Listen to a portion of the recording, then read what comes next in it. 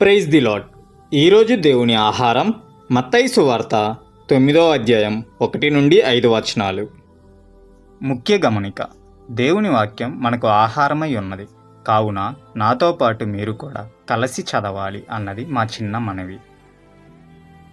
తరువాత ఆయన దోణి ఎక్కి సముద్రము దాటి తన పట్టణంలో ప్రవేశింపగా, ఇదిగో శాస్త్రులలో కొందరు ఇతడు దేవదూషణ చేయుచున్నాడని తమలో తాము అనుకొనగా, ఇదిగో జనులు పక్షవాయువుతో మంచము పట్టి ఉన్న ఒకరిని ఆయన యొద్దకు తీసుకుని వచ్చిరి. యేసు వారి విశ్వాసమును చూచి, కుమారుడా, ధైర్యముగా ఉండుము, నీ పాపములు క్షమింపబడి ఉన్నవని పక్షవాయువు గలవానితో చెప్పెను.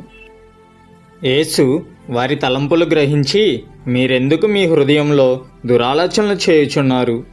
నీ పాపములు క్షమింపబడి ఉన్నవి చెప్పుట సులభమా, లేచి నడవమని చెప్పుట సులభమా? ఆమేన్. ఈ చిన్ని వాక్యాన్ని ప్రభు దీవించునుగాక. వాక్యం నచ్చినట్లయితే కామెంట్ చేయండి. రేపటి దేవుని ఆహారం కోసం ఛానల్ని ఫాలో చేయండి. Have a great day.